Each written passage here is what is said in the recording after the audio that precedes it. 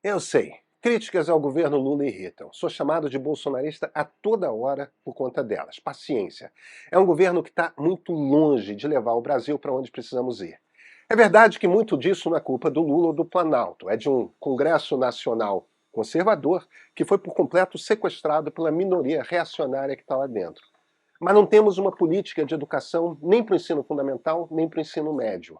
E isso não é culpa do Congresso, é culpa de uma divisão que existe dentro da esquerda lá no governo. A política de energia é um desastre. A gente precisa falar com clareza a respeito do que está ocorrendo dentro da Petrobras agora. Mas também sobre Minha Casa Minha Vida. Se você junta o Minha Casa com a Petrobras, aprende muito sobre a visão de Brasil que o governo emana. E ela está com os calcanhares firmes postos no século XX. Jean Paul Prates foi demitido da presidência da Petrobras porque Lula considerava que ele estava lento demais em tocar as suas prioridades. Tocar as obras da refinaria de Abreu e Lima, em Pernambuco, do Comperge, no estado do Rio de Janeiro, incentivar com contratos a indústria naval brasileira e, claro, assinar um contrato de venda de insumos subsidiados à Unigel, fábrica de fertilizantes na Bahia. Tudo aí é um problema grande. Foi justamente por causa de Comperge, Abreu e Lima que começaram as investigações da Operação Lava Jato lá atrás. Vejam, a condução do processo em Curitiba pelo juiz Sérgio Moro foi um desastre. Foi um desastre porque houve interação que não podia haver do juiz orientando como o Ministério Público devia agir. Foi um desastre porque, isso ficou claro na Vaza Jato, juízes e procuradores queriam atingir o PT e trabalhar o máximo para forçar a barra e prender Lula. Ali era perseguição política, não era justiça. Era uma ação principalmente contra o PT e contra Lula. Foi um desastre porque o devido processo legal não foi seguido. Isto não quer dizer que não tenha havido corrupção. Pelo contrário, teve e muita. 2 diretores e um gerente da Petrobras confessaram cada detalhe, explicando que propinas receberam de quem. Também confessaram e deram mais detalhes inúmeros executivos dessas empreiteiras, como Queiroz, Galvão e Odebrecht.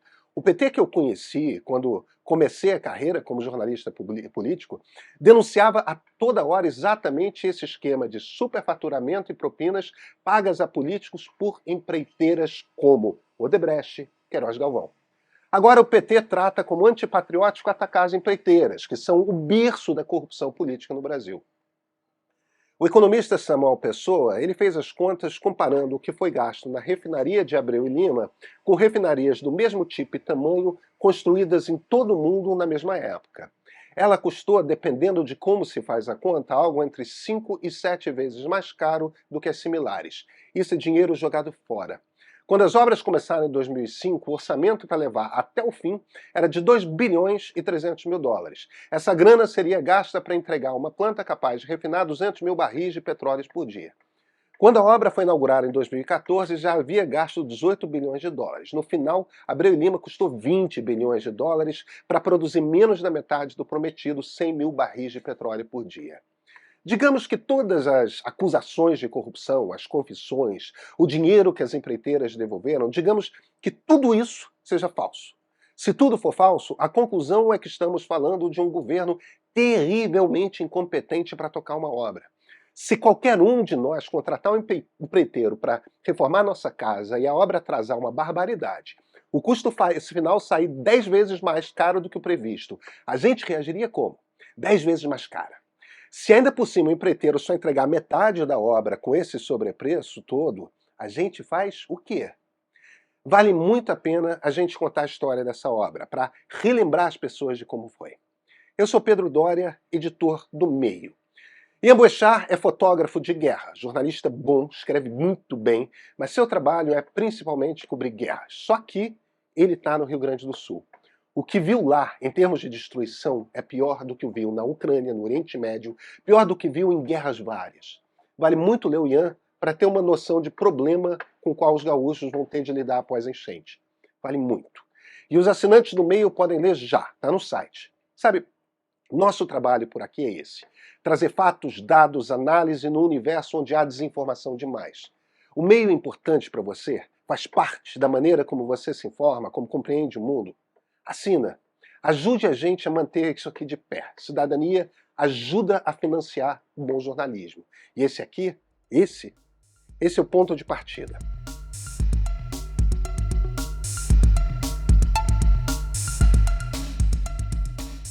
Esse cara, José Inácio de Abreu e Lima, era um brasileiro nascido no final do século XVIII que deixou o país para lutar no exército de Simão Bolívar na grande campanha de independência da América do Sul espanhola.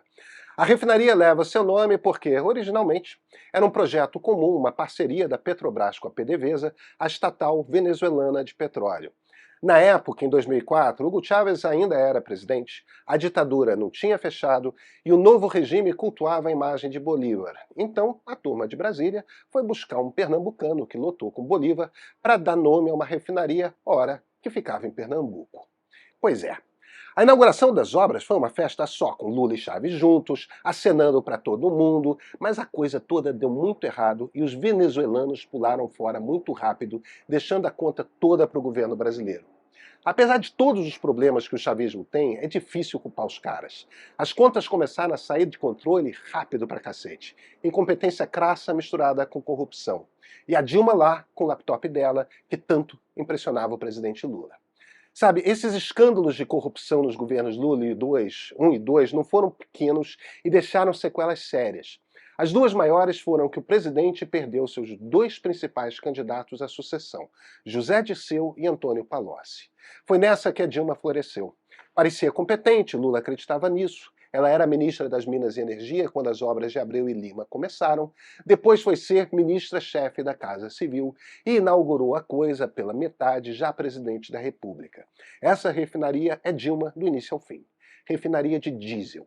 É um combustível para lá de poluente, solta muito mais carbono do que gasolina. Mas vai lá. Se a gente faz as contas direito, o diesel é também mais econômico, mais eficiente do que gasolina. Então, na ponta do lápis, joga menos carbono na atmosfera, porque é preciso de menos combustível para fazer caminhão ou ônibus se locomover. Mas é isso, né? Um investimento pesado em combustível fóssil que agora, com a nova presidência da Petrobras, vai receber mais alguns bilhões de dólares para produzir mais diesel. Diesel para quê? O grande programa de moradia do governo é o Minha Casa, Minha Vida. A lógica é a seguinte: uma empreiteira arranja um terreno na cidade para erguer ali um conjunto habitacional popular. Se o plano diretor permite, ela pega uma grana nas melhores condições do mundo, com o governo, ergue o troço e gente que não tem casa ganha uma casa. O que pode haver de errado nisso?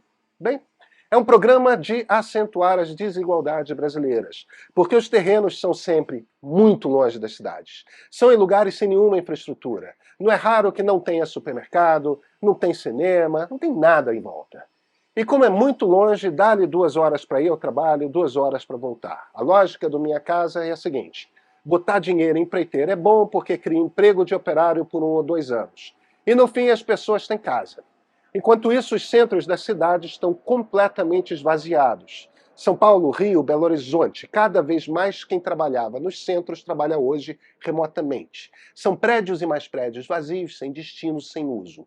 Tudo em lugares cheios de lojas, restaurantes, mercados, teatros, cinemas, com metrô, com veículo leve sobre trilhos. Pega os grandes urbanistas brasileiros, sei lá, um Washington Fajardo, por exemplo, e eles ficam exasperados. Fazer o retrofit desses prédios já construídos para torná-los bons para moradia é muito mais barato e você dá casa para as pessoas em lugares muito melhores de viver. E não deixa os centros das cidades morrerem. Você reinventa a cidade. Só que aí gera menos emprego, gera menos contratos para empreiteiras, circula menos dinheiro porque a obra é muito mais barata. Então o governo nem pensa em fazer.